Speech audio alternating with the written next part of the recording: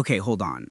Let's be clear here. This is something nobody expected to say out loud this early in the week. Trump's legal firewall. Everything he spent years building, every delay tactic, every immunity argument, every frantic emergency appeal, just collapsed. And not slowly, not quietly. I mean, collapsed in the kind of way that sends shockwaves through Washington before anyone even finished their first cup of coffee. And here's the part that's really worth paying attention to. It wasn't Congress. It wasn't prosecutors. It wasn't even voters. It was the Supreme Court, the same Supreme Court Trump himself shaped.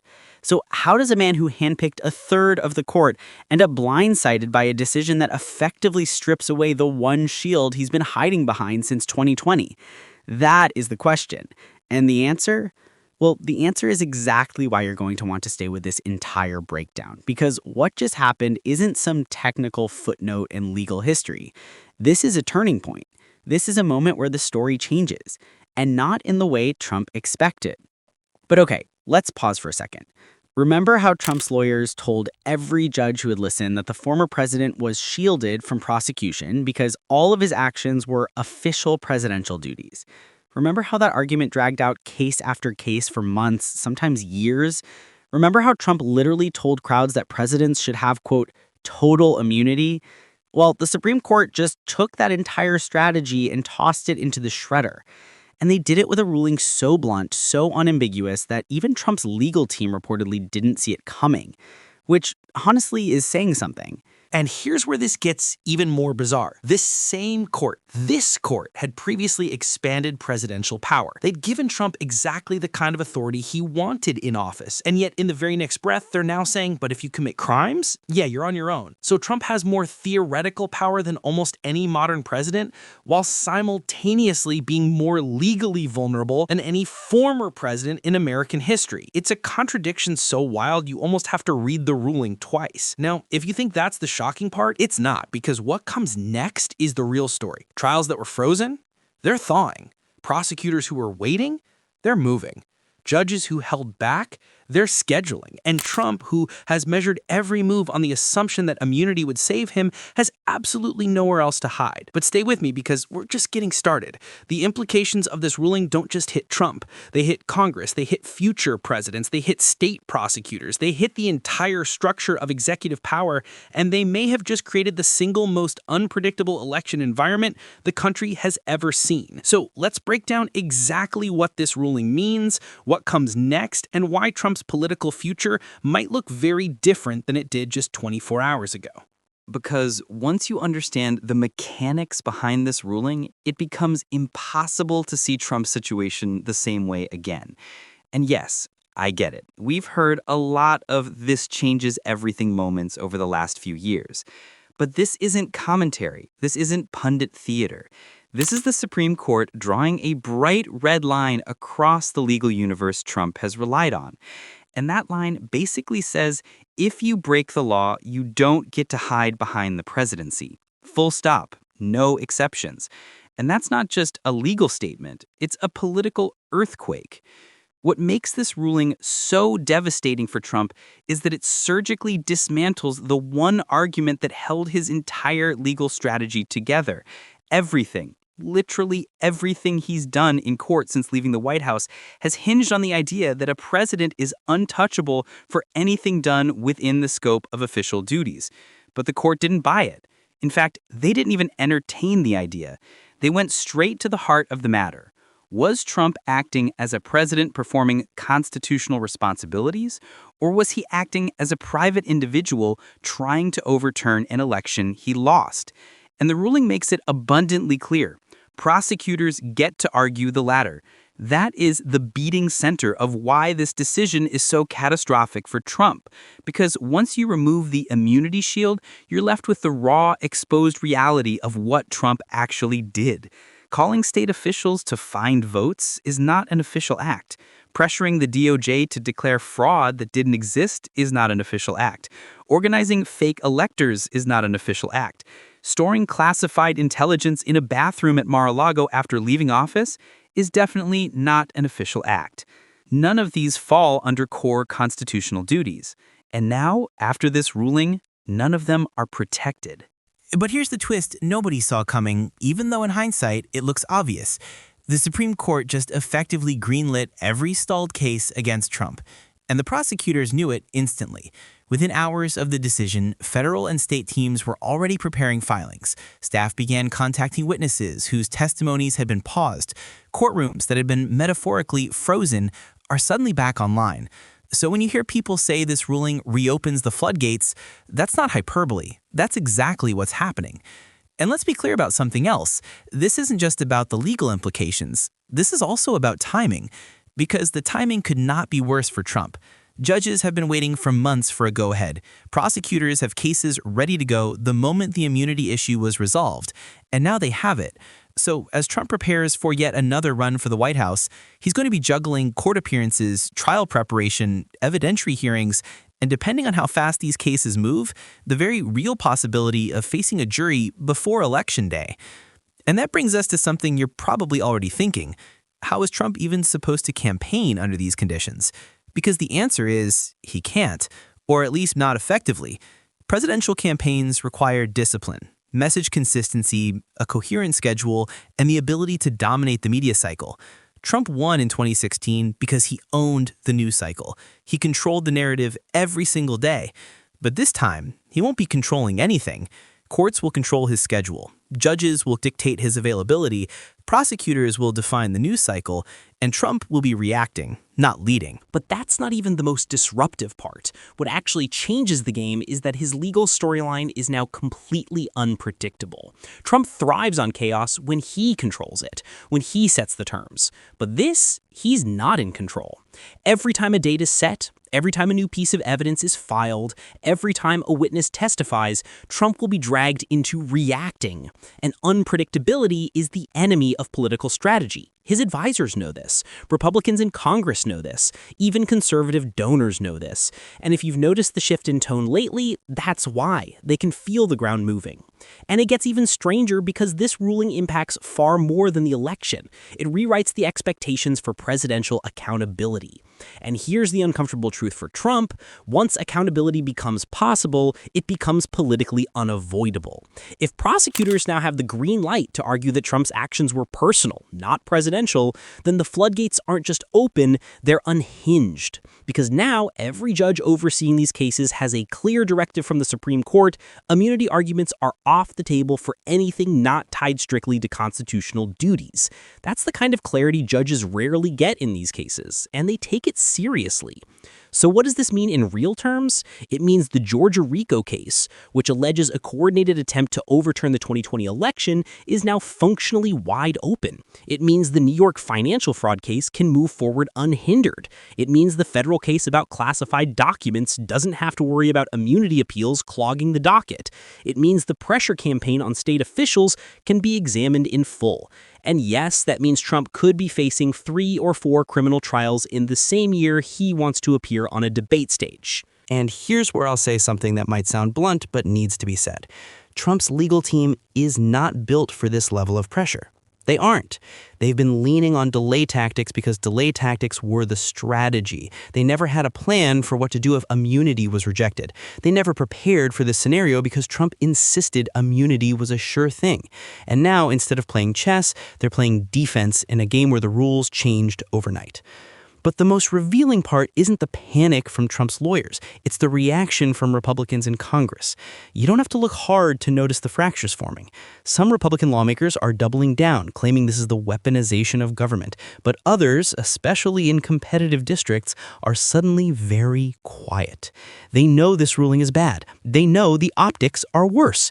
They know the country is not going to rally around a candidate facing multiple criminal trials. And if you watch their interviews closely, you can see it in their faces. They're preparing for the possibility that Trump becomes a political liability too heavy to carry. And yet, here's the irony. Every time Trump is hit with a legal setback, his base becomes even more entrenched. We've seen it repeatedly. Fundraising spikes, poll numbers inside the Republican Party rise, the loyalty becomes more fervent, but that creates its own trap. Trump becomes untouchable inside the party while becoming radioactive outside the party. And that's the collision Republicans have been terrified of facing. Now, because of this ruling, they don't have a choice. And before you think that's the climax, there's a much bigger shift coming. Because if the Supreme Court is willing to say a president can be criminally prosecuted after leaving office, then the next logical question is, what happens if a president is convicted while running for office? Because that's not a hypothetical anymore. That is now a real possibility. And the Constitution, surprisingly, is mostly silent on it. There's no rule stopping a convicted felon from running. There's no rule stopping a president-elect from being sentenced. There's no rule stopping a president from serving from prison. These scenarios sound absurd, but they're no longer impossible. They're on the table. And this leads to a whole series of consequences that nobody is ready for. What happens if Trump wins and then gets sentenced during the transition? What happens if he's inaugurated while under house arrest? What happens if he tries to pardon himself? What happens if state cases convict him, cases a president cannot pardon? These questions used to be jokes. Academics love tossing them around as hypotheticals. But now, these questions are going to shape the next 18 months of American politics. But that isn't even the most surprising part of the ruling. The most surprising part is the way it contradicts the very foundation of Trump's political identity, strength. Trump has always projected himself as the guy who breaks rules, who bends institutions, who cannot be controlled. But in one ruling, the Supreme Court reminded him and reminded the country that no one is above the law, not even a man who spent years trying to convince his supporters otherwise. And the psychological blow of that is massive, because Trump's political brand relies entirely on invincibility. The moment he looks vulnerable, his aura of dominance starts to crack. And guess what? That's exactly what's happening right now. This ruling is not just a legal defeat, it's a narrative defeat. Trump can no longer claim he's shielded. He can no longer say courts can't touch him. He can no longer hide behind the presidency. And voters across the middle, the independents, the moderates, the undecided, are watching this closely because when they see a ruling like this from a conservative court, that signals something bigger. If even Trump's own court isn't protecting him, maybe there's a reason. And that realization, more than anything else, may become the single most important political consequence of this ruling. And once that realization settles in, you start seeing how fast everything around Trump is shifting. Because the moment immunity is off the table, everyone involved in these cases starts behaving differently. Prosecutors don't hesitate, judges don't delay, witnesses don't feel the same pressure to hold back. Suddenly, the legal landscape that Trump controlled for years through delay, intimidation, and procedural manipulation becomes hostile territory. And this is where things get really interesting, because Trump has always depended on one thing above all else: time. Time to stall, time to appeal, time to run out the clock. That strategy is dead now. And when Trump loses control of time, he loses control of the entire game. You can't make this up. You're already seeing it happening in the filing flurries that hit the docket within hours of the ruling. The DOJ wasted no time signaling their intent to move forward. The Georgia prosecutors, who had been in a limbo, immediately began revising their schedules. And even the New York court, which had already convicted Trump in one case, is now preparing to move ahead with the next phases without any fear of immunity appeals. That's a massive shift, because when multiple criminal cases start competing for calendar space, and they will, Trump's presidential campaign gets squeezed from every angle. And here's where the strategic consequences become impossible to ignore. Trump's team is going to face a logistical nightmare. Every campaign would normally plan out rallies, messaging cycles, travel, major fundraising events, TV appearances, the usual. But now, Trump's availability will be determined by judges. If he's ordered to appear in court on a certain date, that's it. There's no, but we have a rally in Michigan. There's no, but we're preparing for a debate. There's no, but we need to be in Iowa. Courts don't schedule around campaign needs. And remember, Trump is not dealing with one court. He's dealing with several. And this is what Republicans in leadership are starting to panic about, because they know the math. If Trump is off the campaign trail consistently because of court obligations, Biden and any other Democrat gets uncontested stage time. Every day Trump is in a courtroom is a day Democrats are out campaigning, and that's before you even consider the optics, because there's no way to spin courtroom appearances as strength. There's no way to turn depositions, evidence hearings, or witness confrontations into positive coverage. The fact that this is happening at all is the story, and for moderates and independents, it's not a flattering one. Okay, hold on. Let's be clear. Here's the part that really matters. And this is wild. But the most important part is this ruling didn't just free prosecutors. It freed the media to reframe the stakes. For years, news organizations had to include the caveat, "This may depend on the court's ruling on presidential immunity," or "This could be overturned depending on how judges interpret the scope of official duties." But now all those caveats are gone. Courts have clarity, journalists have clarity, prosecutors have clarity. The only person who doesn't is Trump. And that's the point. And honestly, that clarity affects more than the legal system. It affects donors, because large donors, the ones who write six-figure checks, don't like uncertainty. They don't want to invest in a campaign that might be derailed by a conviction or by a sentencing hearing scheduled right before Election Day. Several conservative donor books have already begun quietly signaling concerns, asking for contingency plans, asking whether another candidate should be ready if Trump collapses under legal pressure. And no, these donors aren't abandoning Trump publicly yet. But privately, they're exploring alternatives because they understand something MAGA doesn't. Elections are won in the middle, not in the base. And a candidate under multiple criminal trials is not a strong general election bet. Here's where it gets even more complicated. The Supreme Court, by drawing such a sharp boundary around presidential immunity, ironically expanded the power of prosecutors in future administrations. Every president now knows that if they engage in personal criminal conduct while in office, they can and will be prosecuted after they leave. That's a huge precedent. And Trump, the man who has always believed he can bend institutions to his will, is now the test case for the opposite. Institutions can push back. Institutions can hold the line. Institutions can defend themselves. But that's only half the story. The other half is how this ruling interacts with Trump's psychology. Because Trump is not just facing legal consequences. He's facing an existential threat to his identity. He has always built his brand on the image of invincibility. I alone can fix it. They can't touch me. I'm protected. I'm powerful. When the Supreme Court says he can be prosecuted, that myth collapses. That image of untouchability dissolves. And Trump knows it. He can feel it. You can see it in his statements, in his social media posts, in the frantic tone of his recent speeches. He's not projecting strength. He's projecting fear dressed up as defiance. And that fear is contagious, because for the first time, Republicans have to consider the possibility that Trump may not be able to finish this campaign. They won't say it publicly, because Trump still controls the loyalty of the base, but privately, they're gaming out scenarios that were unthinkable even months ago. What happens if Trump is convicted before the convention? What happens if he's convicted after becoming the nominee? What happens if he wins and then faces sentencing? What happens if states attempt to block him from the ballot? These are real discussions happening in Republican circles, and the Supreme Court ruling accelerated them dramatically. And while Trump's base will interpret this ruling as an attack, the broader public is absorbing a very different message. Independent voters who decide elections are watching a conservative Supreme Court rule that Trump can be prosecuted. Not Democrats, not liberal judges, conservative justices. That carries a weight nothing else could replicate. Because if even Trump's own appointees won't shield him, the argument that he's the victim of a political witch hunt becomes harder to sustain outside the MAGA bubble. And here's the part that really matters. This ruling doesn't just allow prosecutors to move forward, it actually pressures them to move forward. Because now that the court has said personal acts aren't protected, prosecutors have a legal obligation to pursue criminal conduct. Ignoring it would undermine the very precedent the court just established. In other words, Trump's worst nightmare isn't just that prosecutors can act, it's that they must act.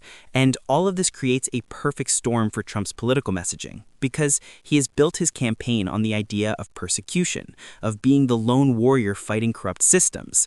But this ruling reframes him not as a victim of the system, but as someone who abused the system. It's the difference between the establishment is out to get me and the institution I tried to manipulate is holding me accountable. And that distinction matters. At the same time, Democratic leaders are already seizing on the ruling to draw a sharper contrast. Their message is simple. This is what accountability looks like. This is what the rule of law looks like. This is what equal justice looks like. They're going to hammer this into every speech, every interview, every debate stage. And Trump, who thrives on dominating the narrative, now has no good counterattack because his usual lines, witch hunt, deep state, corrupt prosecutors, don't land the same way when the Supreme Court says otherwise. And that brings us to the electoral map, which is about to get more unpredictable than it has been in decades. Swing state voters who were on the fence are now facing a new question. Are they willing to gamble on a candidate whose legal future is uncertain? And if that seems like a small thing, it's not. Elections have been decided by thinner margins than the shift his ruling could cause. But maybe the most important part of all comes down to how this ruling reshapes political incentives, because suddenly defending Trump becomes significantly more expensive for Republicans. If they defend him and he collapses legally, they fall with him. If they distance themselves from him, they risk angering the base. And now, thanks to the Supreme Court, that tension is unavoidable. And while all of this is unfolding, there's another layer that's starting to reveal itself, one that could fundamentally reshape the narrative going forward. Because if actuality is possible, transparency becomes necessary. And there are things that haven't come out yet. Things buried in sealed filings, things known to prosecutors but not yet disclosed. And now, nothing stops those details from reaching the public. And the moment those details come out, the entire political landscape could shift again. And once you understand that more information is coming, you begin to realize that this ruling isn't just the door opening, it's the first domino tipping. Because prosecutors don't operate in isolation, evidence doesn't stay hidden forever, and cases like these tend to reveal far more once they actually proceed. That's the part no one around Trump wants to acknowledge. They keep insisting this is old news, that everything that could be revealed has already been revealed. But that's not how criminal investigations work. Investigations evolve. Witnesses flip, documents surface, people who stayed silent suddenly see a legal or political incentive to speak. And the moment immunity is no longer a shield, those incentives shift dramatically. And that's the quiet panic you're starting to see ripple across Trump's political orbit. Not the loud screaming on TV, the quiet panic. The kind that shows up in carefully worded statements from Republicans who normally rush to defend him. The kind that shows up when attorneys start giving no comment instead of rehearsed talking points. The kind that shows up when allies begin calculating their own legal exposure.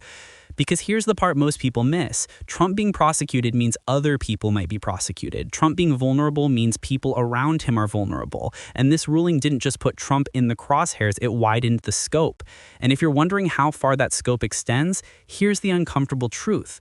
Nobody knows. And that uncertainty creates its own gravity because when people don't know how far accountability will reach, they start protecting themselves. They start distancing themselves. They start cooperating.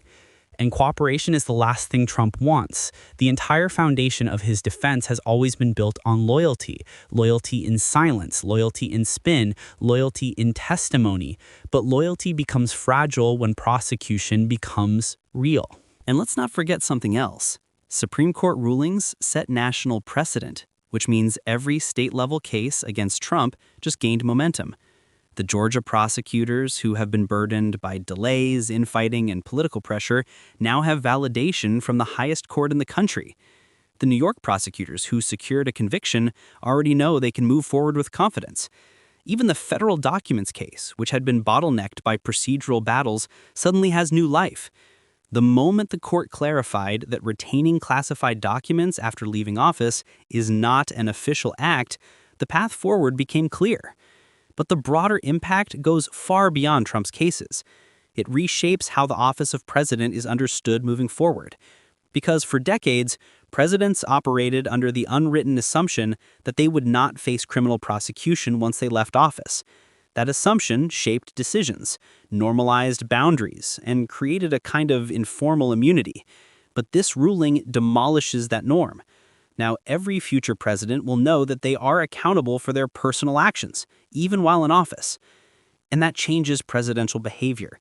It changes calculations. It creates a new legal reality that will outlast Trump by decades. And in a strange way, that may be the legacy of this moment. Not the chaos, not the headlines, not even the election. The legacy may be that Trump, through his own actions, forced the courts to draw boundaries that should have been drawn years ago. The legacy may be that he unwittingly invited a level of accountability that future administrations will have to respect. And the irony is that Trump, of all people, is the one who triggered it. But while the long-term consequence is unfolding, the immediate political consequences are far more explosive because this ruling didn't just destabilize Trump's legal strategy, it destabilized the entire Republican Party's future. Every Republican candidate, every Republican lawmaker, every Republican donor now has to decide whether tying themselves to Trump is still worth it. For some, the answer will be yes, because the base demands it. But for others, especially those who think beyond the next news cycle, the answer is already becoming no. And here's where the complexities multiply, because the Republican Party cannot simply pivot away from Trump. He has too much influence, too much loyalty, too much narrative control. But they also cannot fully embrace him, not with the legal uncertainty hanging over everything. So the party becomes trapped, unable to move forward, unable to move back. And elections do not reward paralysis. Meanwhile, Democrats are using this ruling to sharpen their message. They're framing it as a test of democracy, a test of institutional strength, the test of whether the country values accountability. And that framing resonates with the voters Trump needs most, the swing voters, the moderates, the independents, the ones who may not love Biden but are deeply uneasy about the idea of electing someone facing multiple trials. And while Trump's base will rally around him harder than ever, the base alone cannot win a general election.